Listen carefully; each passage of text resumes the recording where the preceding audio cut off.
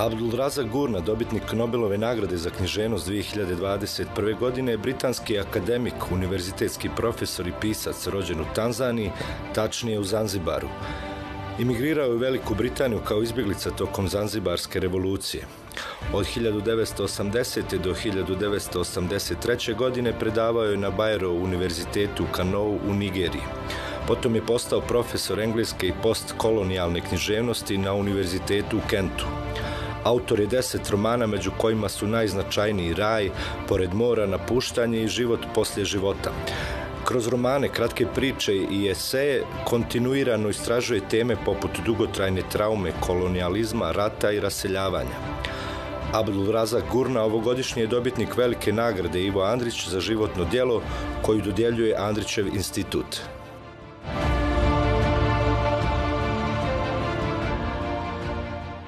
Gospodine Gurna, prije svega dobar dan i dobrodošli u Andrić grad. Za početak, prije svega, kako se osjećate ovdje u Andrić gradu i u Republici Srpskoj? It's surprisingly warm, because when we started off this morning on our way here, it was pouring with rain. Now here it's beautiful. Koliko znate o kulturi i istoriji ovih prostora? Moram da vas pitam to na početku, pa ćemo onda doći i do drugih nekih tema.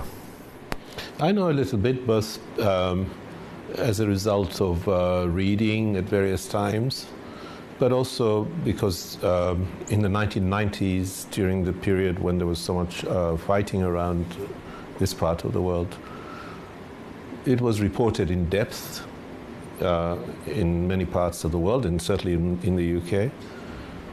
So it was necessary then to go and read some more to try and understand what this is all about and what is going on. Then also I did read Ivo Andrić's The Bridge on the Drina, which at that time, because it was often cited, it was often mentioned as this is a text that will help you to understand more about this. But of course it was also a very powerful book in its own right anyway. So it's like that. I read a lot about historical events. I'm interested in various regions of the world, and this has also been one of those. But I'm very much a novice. I'm learning about here. But we have learned a lot in that period, as I say, during the 1990s. We have learned a lot about Yugoslavia and about Serbia. Koliko za vas znači ova nagrada, velika nagrada Ivo Andrić, s obzirom da je ona nosi ime jednog Nobelovca, kolege ste višestruko? In this regard, we're colleagues. We're also colleagues because he's a writer, but it's not because of that, of course, what makes it so gratifying to me. So I'm very honored to receive this prize, is because I do understand that it is a very important prize in Serbia, and so I'm just delighted to be selected to be the one to receive it this year. Nakon što ste dobili Nobelovu nagradu, mnoge stvari su se promijenile u vašem životu i čitajući intervjue nakon dodjele Nobelove nagrade, dosta je tu novih izdavača, veliko interesovanje vlada za vaše djelo. Da li su se te stvari slegle i koliko imate vremena za vaš onaj primarni rad, a to je pisanje?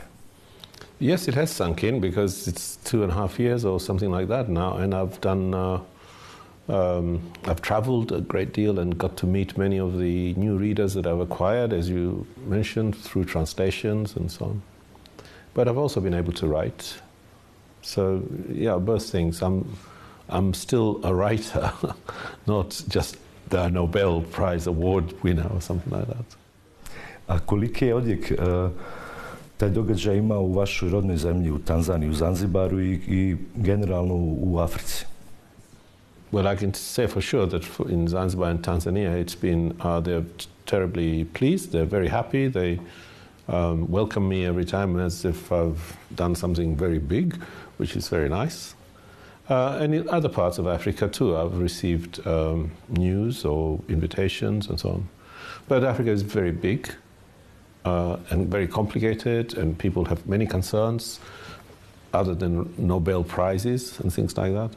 But I believe that from the messages and communications and emails which endlessly pour into my inbox, that many people share the happiness that I felt at having been awarded this prize.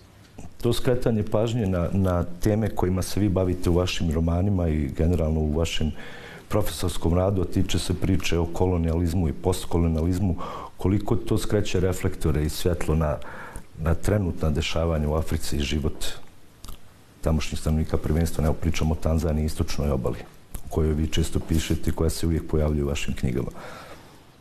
Well, I don't write for information. If I did, I would be writing a different kind of thing. I'd be writing journalism, or I'd be writing a history book or something like that. So I think what I'm interested in, both about the precise locations of the events that I write about, which might be Zanzibar or Tanzania, is also about human relations and about justice and about things like that. And these concern us wherever we live, wherever we come from. So yes, I use what I know, which are those places in particular. But I think that the things that I'm concerned about are things that are relevant and true to other places. Sa 18 godina ste kao izbjeglica došli u Veliku Britaniju i prošli ste jedan trnovit put pun uspona i padova, a sada ste akademik, dobitnik Nobelove nagrade. U kratkim crtama kakav je to put bio i da li se uopšte može sada kada gledate iz ove perspektive, da li ste zadovoljan čovjek? Well, the road had its difficulties, as I think would be the case for anybody that young, ending up in a strange place, strange to him, and there's a lot to learn and so on. But it also was an opportunity to learn to struggle, as it were, to become stronger, to learn how to live. And in short, yes, I am content. Zanzibar, istočna obala Afrike je permanentno prisutna u vašem dijelu, ali ipak nikad se niste odlučili da se vratite tamo, da eventualno počnete neki novi život. I haven't made a decision to return because I've made a life also in the UK. But Zanzibar lives in me. I don't have to be there for it to be present in me. But I don't only write about Zanzibar. It's just that Zanzibar makes me write about it. So, I don't have any choice in this matter. It comes back and says, write. So I write. Koliko su se stvari promijenile, ne samo u Zanzibaru i Africi, kada pričamo o tom odnosu kolonijalnih sila, prvenstveno mislimo na države Zapadne Evrope, i danas u tom postkolonijalnom vremenu čini mi se da su akteri opet isti, da se ništa tu značajno nije pomirilo, samo su termini drugačiji. No. A great deal has changed, but there are still consequences of the period of domination, both economic as well as political, as well as in other respects, culturally, etc. There are still consequences to be worked out, both in Europe, in the way they think about the rest of the world, or think about the world that was formerly colonized by many European nations, and then also how they think about themselves and about Europe. People of this generation in many African countries, certainly in Tanzania, don't really think in the same way about their relationship to Europe as, say, people of my generation or of my father's generation. They have their own concerns, which are to do with the daily lives of people, to do with hospitals and schools and jobs and things like that. And they're not really quite as concerned about understanding their historical relationship to Europe. In a way, they see it straightforwardly. People of my generation see it differently because we grew up under colonialism. So there is still something, as it were, intellectually and historically to work out. No doubt they too will have to come to grips with this. I mean, the young generation will have to at some point come to a fuller understanding. But at the moment, there are more immediate concerns for many of them. And Europe is very distant. Perhaps in the same way as for many European young people, these events are also almost kind of history, in a way that they're not for people of their fathers' generations, who might, for example, have been people who participated in one way or another, either as officials or as people who had a strong opinion about the meaning of empire, say, whereas they don't have the same kind of feeling, but they will have to come to terms with that too. So this is how it was. Generations have to understand what the previous generation did and so on. I don't know, it's not finished. The consequences are with us. So, and you see forms of it being replicated elsewhere. You see the way the United States behaves in the world, and you think this is a new empire. You see the way Russia behaves in Europe, and you see this is a new form of empire building going on. So we are not finished with these things. A s druge strane, vi kao predavač na univerzitetima u Velikoj Britaniji imali ste priliku da razgovarate sa tim mladim studentima, koliko zapravo tamo znaju i da li se uopšte pokušava objelodaniti ili se skriva ta mračna strana istorije velikih kolonijalnih sila. Koliko su oni upoznati sa grijesima predaka? Yes, it is openly discussed. And in fact, great progress has been made in this respect, both by what happens in universities and in schools and in journalism.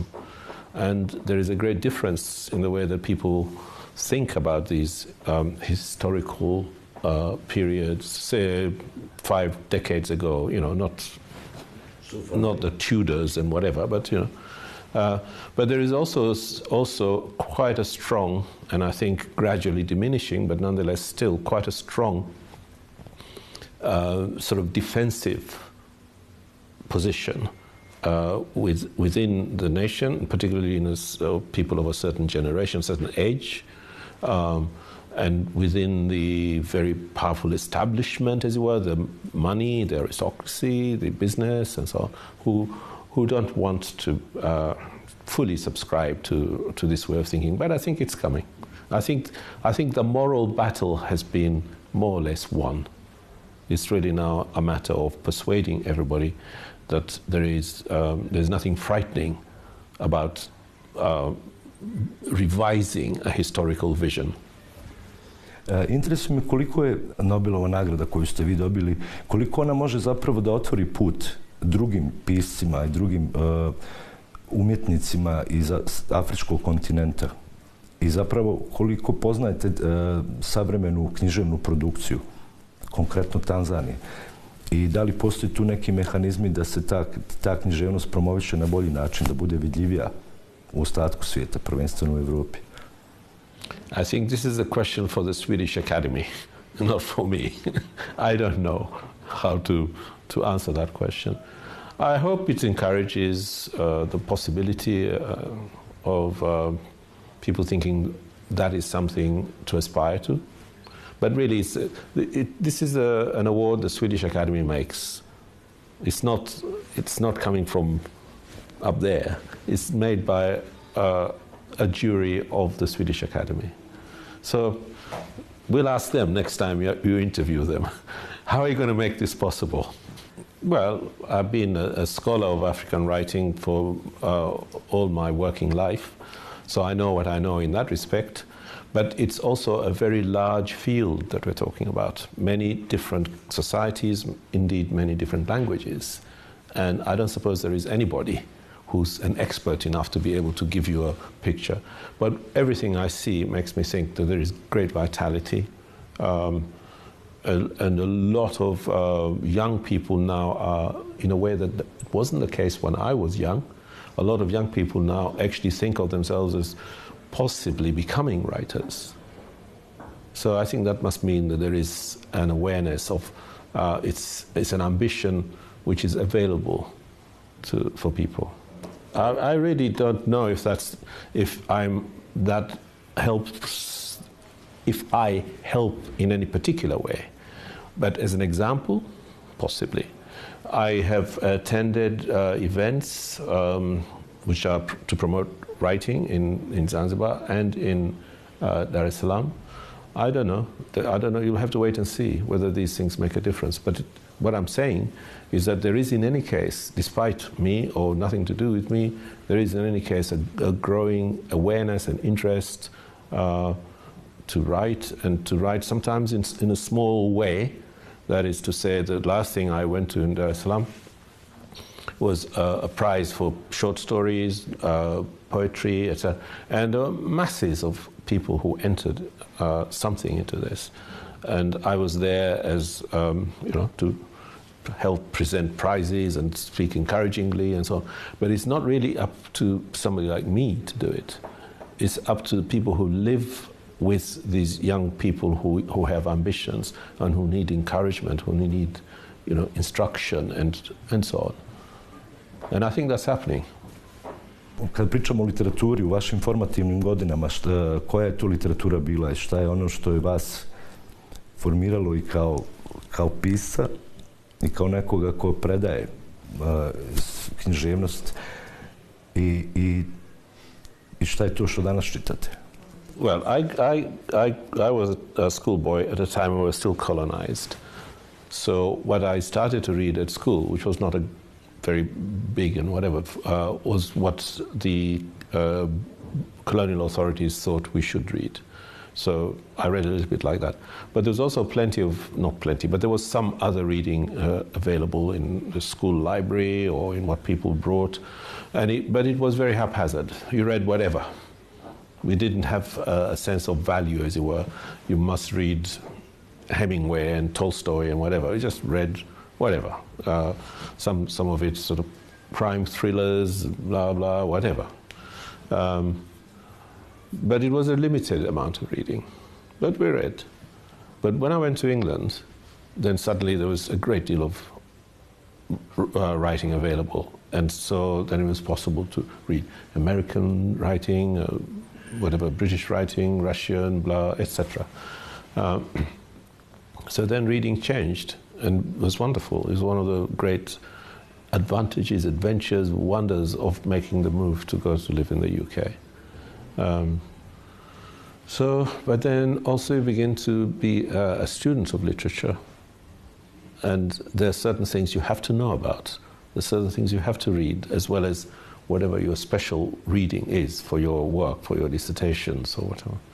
So reading becomes more complicated, now becoming a scholar of literature rather than just simply reading. And so on. So it depends which period or which time, and it continues in this way. And then, and then your mind opens and you become a researcher. And you want to find out a little more about this particular writer or that particular area or that particular time. It goes on. It's beautiful. But what it means is that it's not really easy to say which was the part that influenced, which was the part that was important. All of it was important because of the way you accumulate and put all these layers of knowledge one on top of another and use them to assess what you're reading. And eventually it becomes also a way of kind of making comparisons for yourself if you're a writer. But how does this work? How does he do that? How does she do that? How is that possible? So it's a complicated question, much more complicated than a simple answer I can give you. Negdje sam pročitao u nekom intervju da vi zapravo niste ni imali pomisao da ćete se baviti pisanjem, već ste počeli sa nekim dnevničkim zapisima.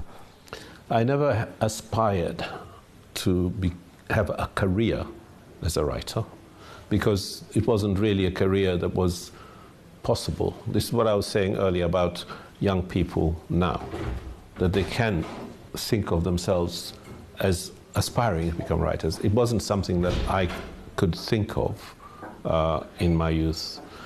So when I started, it wasn't a journal really. When I started writing in a different way, in a way that was not just for fun or for pleasure and so on, which I was happy to do before when I went to England. And then there were things to work out, to disentangle, to understand and so on. But even then I wasn't thinking that this would be for anybody else to read, but for me, to work things out for myself. But then that too grows, and then I found myself kind of fictionalizing, making a story out of something that I was looking into.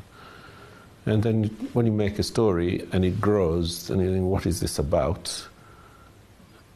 Okay, is this going to be a novel in the end? Yes, yes. But even then, it's still not to say I will show it to anybody.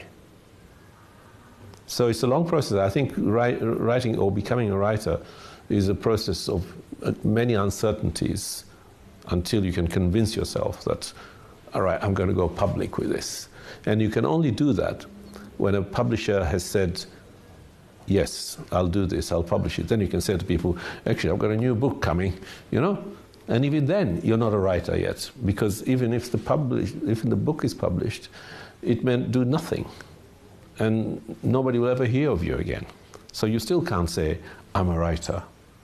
So, and for some people, it takes several books before they can feel assured enough to be able to say to themselves, I'm a writer. Hvala vam puno za ovaj razgovor. Evo, za sam kraj, kako ćete impresije ponijeti iz Andrašgrada i šta je ono što će vam ostati u sjećanju? I'll tell you later, when I get back.